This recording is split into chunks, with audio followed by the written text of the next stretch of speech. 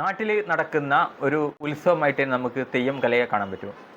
നമുക്കറിയാം ഈ ഒരു സീസണിൽ ഒരുപാട് മടപ്പുരകൾ, ഒരുപാട് കാവുകൾ, അവിടെയൊക്കെ നടക്കുന്ന ഉത്സവത്തെ നാട്ടിൻ്റെ ഉത്സവമായി തന്നെ കണ്ടുകൊണ്ട് അതിൽ എല്ലാ വിഭാഗം ആൾക്കാരും, എല്ലാ മതക്കാരും പങ്കുചേരുന്ന അങ്ങോട്ടുണ്ട്. നമ്മുടെ നാട്ടിലെ നെടുമ്പുറം മടപ്പുരയിലൊക്കെ ഒരുപാട് മുസ്ലിം സ്ത്രീകളൊക്കെ വരുന്നുണ്ട്.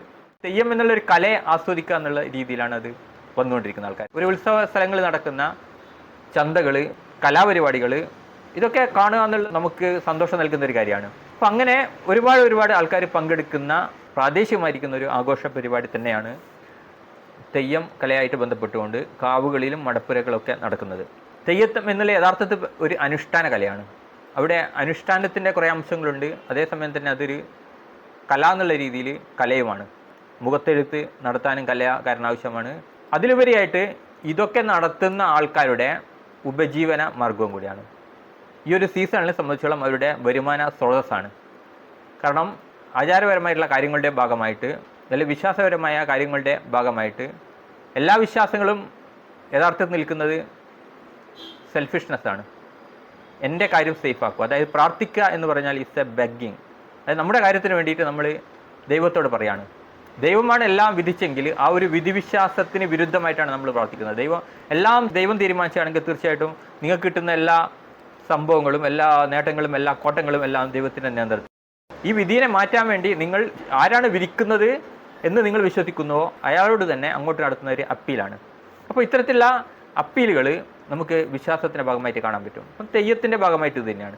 ഏതൊരു ക്ഷേത്രമാണെങ്കിലും ഏതൊരു പള്ളിയാണെങ്കിലും, ക്രിസ്ത്യൻ ആരാധന ആയിക്കോട്ടെ, ഇതിലൊക്കെ തന്നെ ക്ഷേത്രങ്ങളാണെങ്കിൽ വിഗ്രഹത്തിനേക്കാൾ പ്രാധാന്യത്തോടു കൂടി ഏറ്റവും മുന്നിൽ, ഏറ്റവും ആൾക്കാർ കാണുന്ന സ്ഥലം എവിടെയാണ്? അവിടെ ഭണ്ഡാരപ്പെട്ടികളാണ് ഉണ്ടാവുക. വിഗ്രഹത്തിനേക്കാൾ പ്രാധാന്യത്തോടെ സ്ഥാപിച്ചിരിക്കുന്നത് എല്ലാ ക്ഷേത്രങ്ങളിലാണെങ്കിൽ പള്ളികളിലായിക്കോട്ടെ നേർച്ചപ്പെട്ടി എന്നതിന് പറയാം. ഒരു മാറ്റം സംഭവം ഒന്ന് തന്നെ, അതിൽ വരുന്ന പൈസയാണ്. ഇവിടെ ക്ഷേത്രത്തിൽ വെച്ചിരിക്കുന്നത് ഭണ്ഡാരം എന്ന് പറയുമ്പോൾ പള്ളിയിൽ വെച്ചിരിക്കുന്നത് നേർച്ചപ്പെട്ടി എന്ന് പറയും. കാണിക്കപ്പെട്ടിയെന്ന് ഡെക്കറേഷനൊക്കെ വെച്ചിട്ട് ക്രിസ്ത്യൻസും പറയും. സംഭവം ഒന്നാണ്. ഇതൊക്കെ പൈസ കളക്ട് ചെയ്യാനുള്ള ഒരു സോഴ്സാണ്. ഭണ്ഡാരം ഇല്ലാത്ത ഒരു പള്ളി നിങ്ങൾക്ക് കാണാൻ പറ്റില്ല. എല്ലാ ക്ഷേത്രങ്ങളിലും പള്ളികളിലൊക്കെ തന്നെ ഭണ്ഡാരപ്പെട്ടികളുണ്ട്. വരുമാനം കളക്ട് ചെയ്യുന്നത് ആരുടെയായിരുന്നു എന്ന് ചോദിച്ചു കഴിഞ്ഞാൽ ഭക്തന്മാരുടെ അടുത്താണ്. ഭക്തിയെ ആണ് അവിടെ പൗരോഹിത്യം പൈസയാക്കിയിട്ട് മാറ്റുകയും അവരുടെ ഉപജീവന മാർഗമായിട്ട് അതിനെ കൊണ്ടാടുകയും ചെയ്യുന്നത്. തെയ്യത്തിനും അത് ബാധകമാണ്. ഞാൻ പറഞ്ഞാൽ അനുഷ്ഠാന കല എന്ന് പറയുമ്പോൾ ഈ രണ്ട് ഫാക്ടേഴ്സ് അതിൽ വർക്ക് ചെയ്യുന്നുണ്ട്. ഒന്ന് ഭക്തി, രണ്ട് കല. ഇത് രണ്ടും സമന്വയിപ്പിക്കുന്ന അനുഷ്ഠാന കല എന്നാണ് തെയ്യത്തിനെ പരിചയപ്പെടുന്നത്. അപ്പോൾ ഇതൊരു സംഘനൃത്തമാണ് യഥാർത്ഥത്തിൽ. ഈ ഒരു ബാലൻസിങ് പോകുന്നത്, അതായത് ഇതിൻ്റെ ഉപജീവന മാർഗമായിട്ടുള്ള ഒരു ഭാഗത്തെ ആൾക്കാർ അവരുടെ ഉപജീവന മാർഗമായിട്ടുള്ള പണം കിട്ടുന്നത് ഇപ്പുറത്ത് അതിനെ ആസ്വദിക്കുന്ന അല്ലെങ്കിൽ അതിനെ നടത്തുന്ന ആൾക്കാരുടെ ഭക്തി എന്നുള്ള രീതിയിൽ, അതായത് അവരുടെ മനോഭാവം. മനസ്സിലൊക്കെ പ്രാർത്ഥിക്കുന്നത് ചിലപ്പോൾ എൻ്റെ തറ കെട്ടിയിട്ട് കുറേ കാലമായി, അത് പരിഹരിച്ചു തരണം, സാമ്പത്തിക പ്രശ്നമുണ്ട്, കുട്ടിക്ക് ജോലിയില്ല, ഒന്നും ശരിയാകുന്നില്ല, മാനസിക ടെൻഷനാണ്. ഇതൊക്കെ ആണ് പ്രാർത്ഥനയുടെ വിഷയം. മറ്റ് നമ്മുടെ ഗാസയിലെ യുദ്ധം അവസാനിപ്പിക്കണം, അല്ലെങ്കിൽ ഇന്ത്യയുടെ സാമ്പത്തിക വ്യവസ്ഥ മെച്ചപ്പെടുത്തണം, ഇന്ത്യയിൽ മതേതരത്വം വരണം, അല്ലെങ്കിൽ രാമരാജ്യം വരണം, ഇതൊന്നും സാധാ വിശ്വാസികളുടെ പ്രാർത്ഥന വിഷയമല്ല. അവർക്ക് എന്തൊക്കെ പ്രശ്നങ്ങളുണ്ട് അതിൻ്റെ ഒരു സൊല്യൂഷനാണ് അവിടെ തേടുന്നത്. അപ്പോൾ ഇങ്ങനെ നടക്കുന്ന ഒരു സംഭവമാണ് തെയ്യം എന്ന് പറയുന്നത്. തെയ്യം എന്നുള്ള കലാരൂപം അതിൻ്റെ രീതിയിൽ ചെയ്യുന്ന കുറേ ആൾക്കാരുണ്ട്. പക്ഷെ അതിൻ്റെ ഒക്കെ മറവിൽ പലപ്പോഴും വല്ലാത്ത രീതിയിൽ പേക്കൂത്തുകൾ കാണിക്കുന്ന ഒരു അവസ്ഥയുണ്ട്.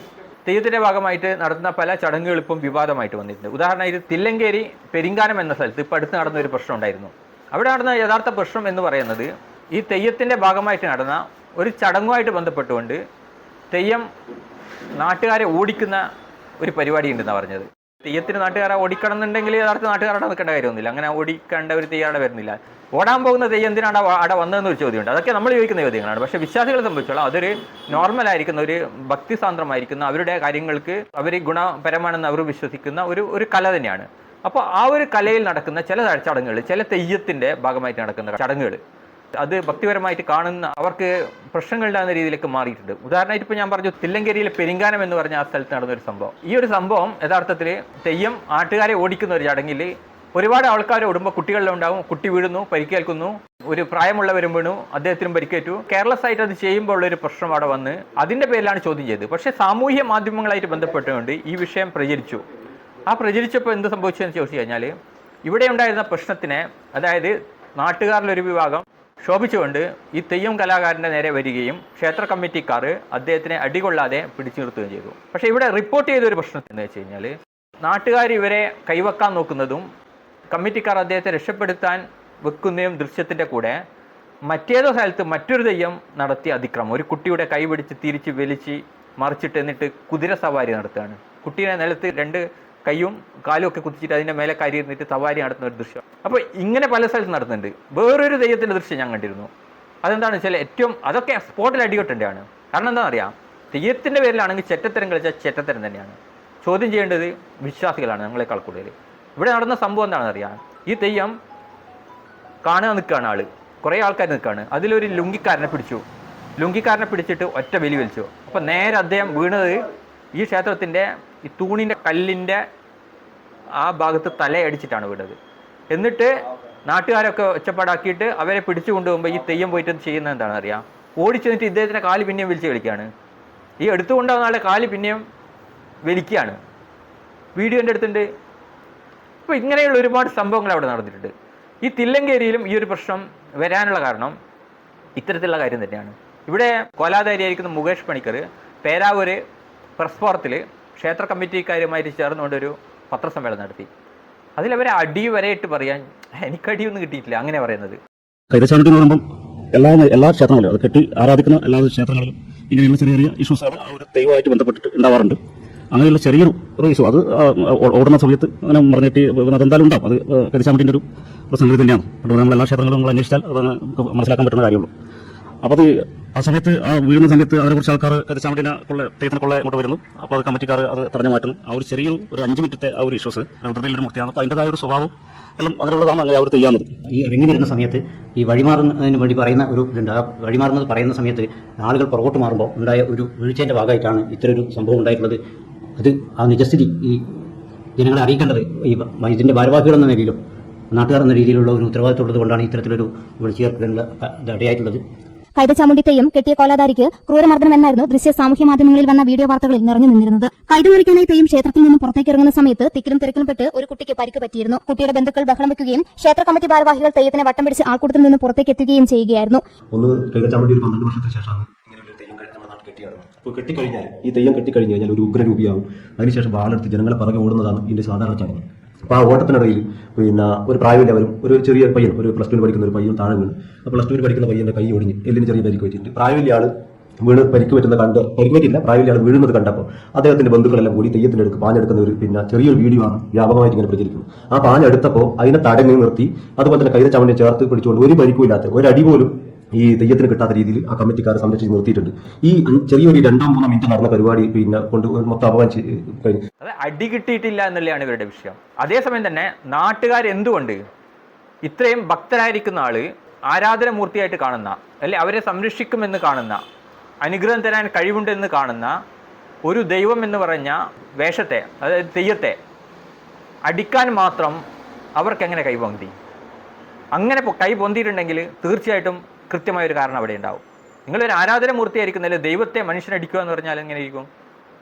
അവരുടെ ഭൂരിപക്ഷം ആൾക്കാർ, നാട്ടുകാർ ഇദ്ദേഹത്തെ അടിക്കാൻ വന്നു. ആ അടിയിൽ നിന്ന് രക്ഷപ്പെടുത്തിയ കമ്മിറ്റിക്കാരാണെന്ന് കമ്മിറ്റിക്കാർ തന്നെ പത്രസമ്മേളനത്തിൽ പറയാണ്. ഞങ്ങൾ തടുത്തു വെച്ചു. അതൊക്കെ വീഡിയോ എൻ്റെ അടുത്തുണ്ട്. കൃത്യമായിട്ട് ആ പത്രസമ്മേളനത്തിൻ്റെ വീഡിയോ ഫുൾ ഞാൻ ഡൗൺലോഡ് ചെയ്ത് വെച്ചിട്ടുണ്ട്. അടികിട്ടി എന്ന് പ്രചരിപ്പിച്ചതാണ് ഇവരുടെ വിഷയം. പക്ഷേ അടികിട്ടാൻ പോയ ആ സംഭവം അവിടെ അവർ മറച്ചു വെക്കാണ്. കാരണം ഇത്തരത്തിലുള്ള വേഷങ്ങൾ കെട്ടുന്ന ആളുടെ ഒരു പ്രശ്നം എന്ന് വെച്ച് കഴിഞ്ഞാൽ, ഞാൻ കണ്ടെടുത്തോളം പലരും മൂക്കറ്റം മദ്യപിച്ച് ലെഗ് കെട്ടിട്ടാണ് ഈ പരിപാടി നടത്തുന്നത്. മദ്യം പരസ്യമായിട്ട് തന്നെ കെട്ടുന്ന സമയത്ത് തന്നെ അടിച്ചിരിക്കുകയാണ്. സാധാരണഗതിയിൽ നല്ലവരായ ഒരു വ്യക്തി പോലും മദ്യം അടിച്ചാൽ എങ്ങനെ ഇരിക്കും? അദ്ദേഹത്തിൻ്റെ ആവേശം വേറെയായിരിക്കും, അദ്ദേഹത്തിൻ്റെ ചിന്തകൾ വേറെയായിരിക്കും. നമുക്കറിയാം, ഒരുപാട് അനുഗ്രഹം കൊടുക്കുന്ന സ്ഥലങ്ങളിലൊക്കെ ക്യൂ ഒക്കെ ഒരുപാട് കാണാം. അതിൽ സ്ത്രീകളും കുട്ടികളും ഒക്കെ ഉണ്ടാവും.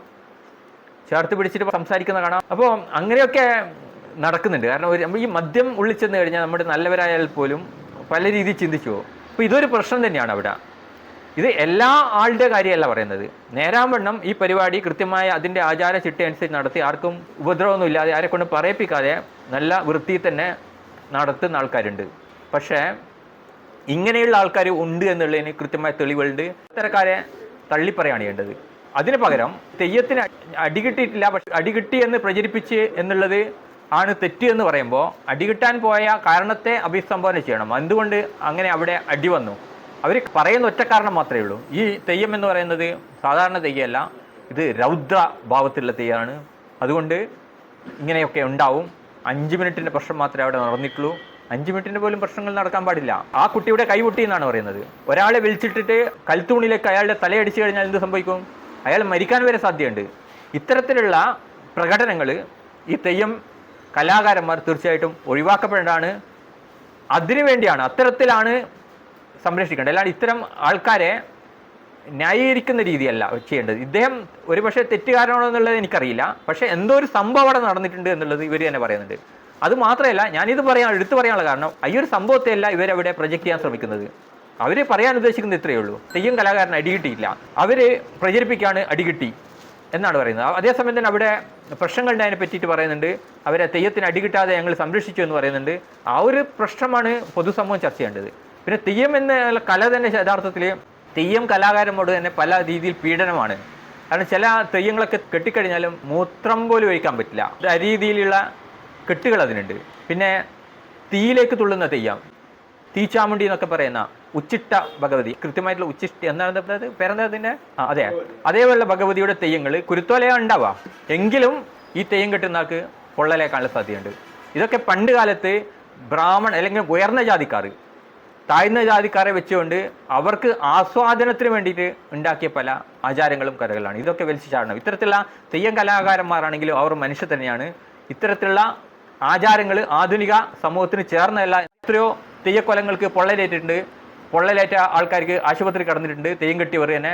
ഇതൊക്കെ പച്ചയായ മനുഷ്യനായ ഇവരൊക്കെ കുറേ ആൾ കാണാൻ വേണ്ടിയിട്ട് പണ്ടൊക്കെ ഈ ഉയർന്ന ജാതിക്കാർ ആസ്വദിക്കാൻ വേണ്ടി ഉണ്ടാക്കിയ ആ ഒരു ചടങ്ങ് ഇന്നും ആസ്വാദന കലയാക്കിയിട്ട് നിർത്തുമ്പോൾ അവർക്കുണ്ടാകുന്ന മാനസികവും ശാരീരികപരമായിട്ടുള്ള പ്രശ്നങ്ങളെ അഭിസംബോധന ചെയ്യണം. ഇത്തരത്തിലുള്ള റിസ്ക് പരിപാടി അവസാനിപ്പിക്കണം. പല തെയ്യങ്ങളും തീയിലൊക്കെ നടക്കുന്ന പല തെയ്യങ്ങൾക്കും പൊള്ളലേൽക്കുന്നുണ്ട് എന്നുള്ള വാസ്തവമാണ്. ചെറിയ രീതിയിൽ കുരുത്തോലയൊക്കെ പ്രൊട്ടക്ഷൻ നൽകുന്നുണ്ടെങ്കിൽ പൊള്ളലേൽക്കുന്നുണ്ട് എന്നുള്ള സത്യമാണ്. അതൊക്കെ അഭിസംബോധന ചെയ്യേണ്ടതാണ് ആധുനിക കാലത്ത്. അതൊക്കെ വേണമെന്നുള്ളത് നമ്മൾ തീരുമാനിക്കണം. ഓക്കെ.